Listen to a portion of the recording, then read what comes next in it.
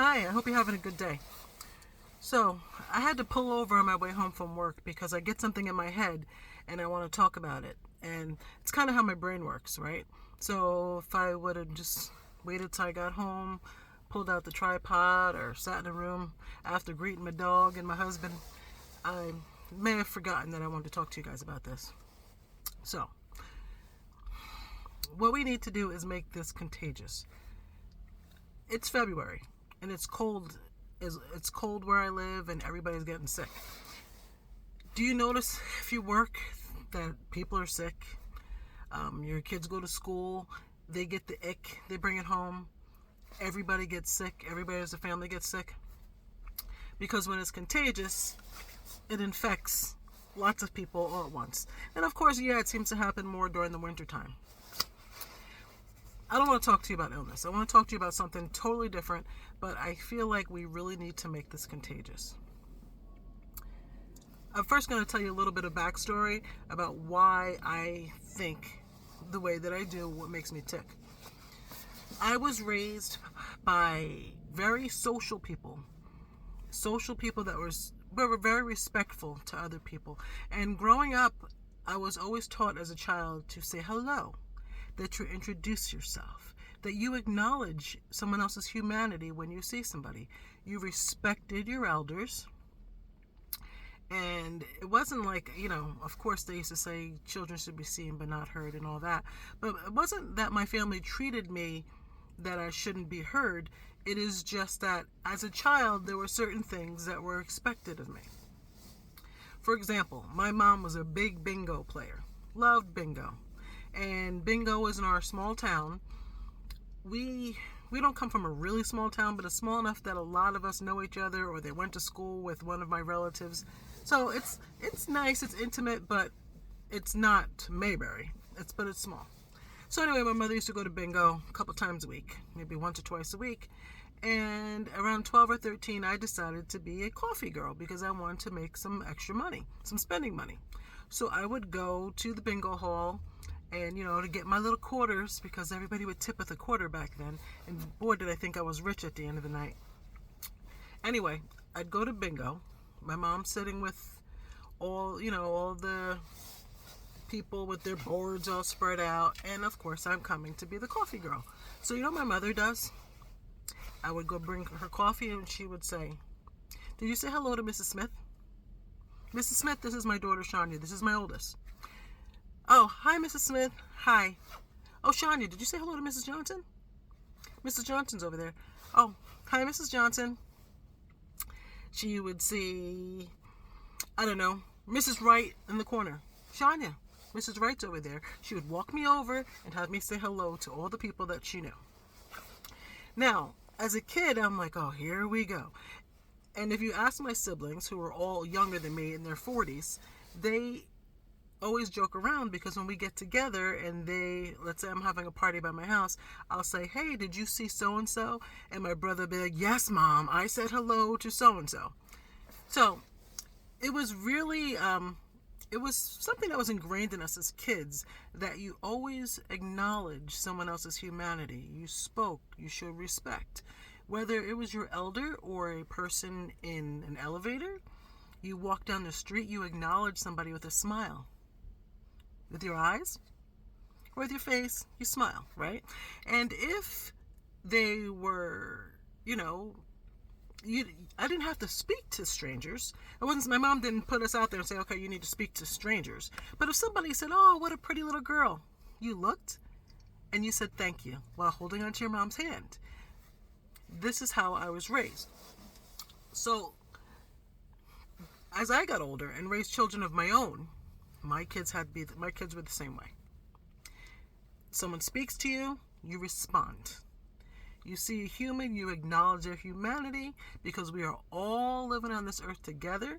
Whether you think people have something in common with you or you don't, the reality of it is that we all live on this planet together, and kindness is the rent we pay to live here. So our girls, are raised to show respect and kindness. Acknowledge, smile.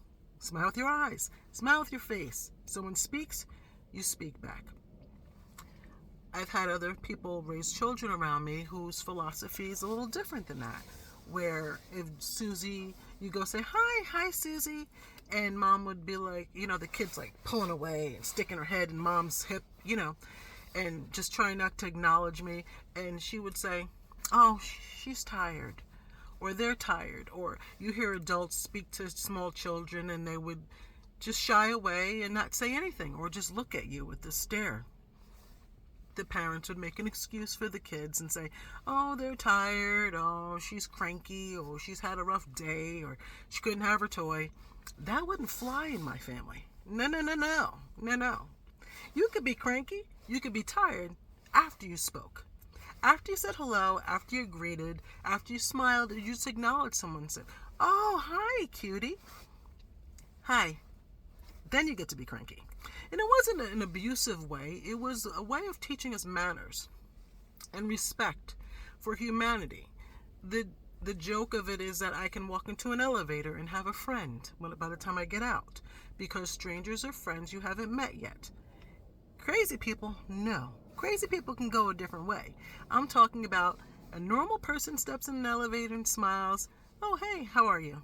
Hi, how are you? Doesn't take anything away from me.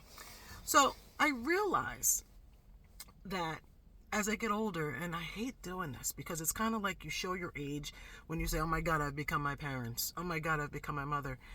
When you say the younger generations don't, what I think is that the core values that I was taught, and maybe a lot of people in my generation, because it seems that a lot of parents were like mine, we were taught to respect other human beings. We were taught to show kindness. So, perfect example, little Susie, who you say hello to as a child, and the mom or dad gives the excuse that they're tired or they're cranky. And again, I understand that sometimes parents are at their wits' end, the kids are tired or cranky. You're not going to be pushing this because you don't want this kid to embarrass you any further. There was no embarrassing with my parents. They were like, no. Say hi, right? So, years later, my daughters are on a cheerleading team. I see teenagers. Now you're looking at 13, 14-year-olds, right? And we would go to cheerleading practices or competitions, and I would see the little girls, and I'd be like, oh, hi, Susie. And Susie would look at me like she's never seen me before in her life. And I've seen Susie for years as she competed with my daughters, so she knows who I am. But she just literally looks through me. I'm like, fine. Mother would say nothing. I'm like, wow, that would not fly in my house, boy.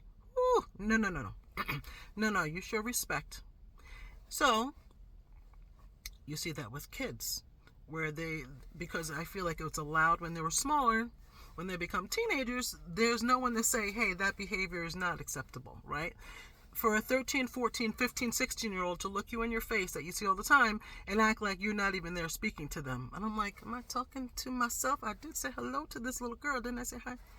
But, okay. So then, later on, you're in the office. And I got a thing about this. And some people like to bust my chops because once I wake up in the morning, I'm awake. And I'm grateful for another day and all the people that I loved and close to woke up. So I'm pretty much on a high when I get up. I go to bed at a decent hour, so when I'm awake, I'm up. So I walk into my office and I'm like, good morning, good morning, good morning, good morning, because I didn't sleep with these people last night. It's my first time seeing them, and I'm wishing them a good morning. I would walk past a group of people and say good morning, and they say nothing. And now I'm at the point where I just look and I said, you know what? I'm taking my good morning back. I'm not going to waste it on you. I'm putting it back in my pocket. And they'll look at me like I'm crazy. And I'll laugh. And then they'll say, oh, good morning, Shania. I was like, yes. Susie, still have to talk about these things, Susie, right? Because we can have big Susies. We're going to call Susie the child who wasn't taught to say hello or show respect or show some sort of connection, to the teenager who looks right through you, to the adult at the office that you say good morning to. And they look at you like they didn't hear you. Or you walk past and they don't acknowledge. So now I tell them, not wasting that on you. Taking back my hello, taking back my good morning. I'm going to zip it, lock it, and put it in my pocket. I'll say it for somebody who can appreciate it. I digress. So, why am I saying all of this?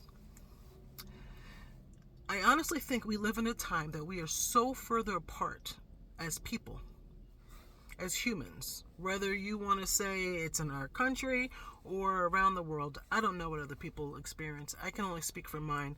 But the things that were the simplest things are so far removed. And where I said before, like, I don't want to sound like my parents or my grandparents. The next generation, they're reckless, or they're not, they don't know compassion or empathy or care about their neighbors. Like, there's no community.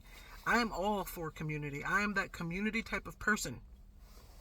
I'm sharing this with you because I think that those things are core values, right? Those are things that if you could think back to your grandparents, things that you would not have accepted. And I feel like we have to work harder to uplift and teach people by example. Not necessarily, seeing another adult and doing what I do and say I'm taking my good morning back. But in a way that people like to, I guess the easiest way to say it is, when in Rome, do as the Romans do. Sometimes you have to set the example for the world that you want to see. I think Maya Angelou said, it was Maya Angelou? Or, correct me, because there's a good chance that I'm wrong, but it was, be the change that you want to see in the world. I try to be that. And negativity is thrown at us in all different directions, all day, every day. Can't turn the TV on because you ain't seeing nothing good, unless you're going to watch some old school reruns. You can't, you open your phone, the first thing that AOL or whatever you have there pops up, and nothing good is coming. So I feel like we have to be warriors for goodness, warriors for change, even though our energy may be low or we feel beaten up, tired. We don't have time to be tired, because you know why? We leave this earth, this planet, for our children and our children's children, or our nieces and nephews and their children, or our cousins and their cousins, for the next generations to come to inhabit this earth. This is what we leave them. My value systems come from the previous generations. My desire to connect with people on all different levels and have those friends that I haven't met is because of how I was raised and those values that were instilled in me. My girls, our girls, are good humans. All I used to say is, I just want to raise 3 good human beings, that they're good to everybody, that they're good at their core, that they will help somebody in need, that they will show respect, and that when people mention their names when they're not there, that they have something positive to say. It's not what people say in front of you that matters. It's when you're not there, and those words are the most powerful, because you know how you choose to show up is how people see you. All right. So I want to do a thing. I do it for myself. I don't know how to do it with other people. So before our years of being home, I always did this thing on Fridays. It's called Pay It Forward Fridays. And how I chose to pay it is because I like surprising people with kindness, because they don't expect it. And now in 2025, people don't expect kindness in the way they should. Years ago, I expected people to be kind for the most part. Now it's like it's an anomaly. Like somebody opens the door and you're like, thank you. Oh, thank you. Thank you for holding the door. Oh my God, he just held the door for me. The littlest, silliest, minute things that we would have done years ago without even a thought. It's like, oh wow, he opened the door for me. My neighbor's son came over one day, and all of a sudden I'm looking at my camera on my house, and he's shoveling my snow. He's shoveling the stairs. I didn't ask for him to come. He didn't call. He just showed up. Now he's like our neighbor son. We call him our neighbor son. It is super sweet because his parents ingrained in him that sense of community and kindness, and I cried because you don't really see that unless it's an app on a phone or a video game. You don't really see young people go out of their way to help unless their parents ingrained that in them. So what I want is this. Like I said about the ick, right? If somebody sneezes and those germs get on you, and they get on the people around them, there's a good chance that they end up sick and they're taking time off of work, but they got the cooties. They got the suds, as SpongeBob calls it. I want kindness to be that contagious. That contagious that you can't help but to feel it and make it spread. That contagious that people feel it, and even though they weren't expecting it, that it makes them want to do better, be better, and feel better. So what I was doing, what I was saying before, what I used to do is on Fridays, I called Pay It Forward Fridays. I would go to Starbucks, and the person behind me, I would find out how much they paid for how much their order was, and I would pay for their order. And sometimes you kind of want to look back just to see the surprise on their face, because you never know what kind of a day someone's having. And that shock that somebody that has no clue who they are just paid for their drink. What does it do? It shows that people are human. It shows that people think of other people. And you never know what that person is going through. It could have brightened their day, or they needed that thing. My sister and I, when we were younger, we used to do little surprise things for ourselves. But then as we got older and I had my children, she had her children later years, she was more focused on being a mom and doing things for her kids, raising her children. I get caught up in raising my kids, but we always used to do something for ourselves. So the whole spark of the whole YouTube channel was because I was watching this videotape. One of the things that I saw in the video was seeing my sister with my kids when they were young. And it brought me back to a time, well, gosh, here we go again. I'm getting choked up. Excuse me. It brought me back to a time when things were simpler and I could see my sister younger. And I'm like thinking, I want to do something for her. I just want to do something sweet. I just want to make her smile. I'm not going to be there to see her smile, but in my mind's eye, I can see her smiling, and I know it would brighten her day. So I've never done this since she's worked at her specific job. She works for a school. I sent her flowers, totally unexpected, and we had chatted that morning because sometimes we chat when I'm on my way to work. And she texts me. I completely forgot. Later in the day, she texts me and she says, I can't stop crying. I have to fix my face before I go back into that classroom. And I didn't say anything. I didn't say anything crazy on the card. I don't think I even signed it. I just said olive juice, because that's a thing that we say to each other, like olive juice. Some movie we saw when we were kids, so it's kind of corny, but we do that. So I had sent her the flowers, and she told me in her text how much it meant to her and how much she needed that. The joy that I got from making her feel special was worth its weight in gold. You would have think I bought her a car. No, I just did something unexpected for her to brighten her day. I think we all could use a kind of pick-me-up. And finances are tight for a lot of people right now. And I'm on a tight budget. I got a kid getting married, and I've got, it's just life. So I'm not saying that you have to buy somebody coffee, but what I'm challenging you to do is this. Think of something that you can do to go out of your way, out of the norm, to try to brighten someone else's day.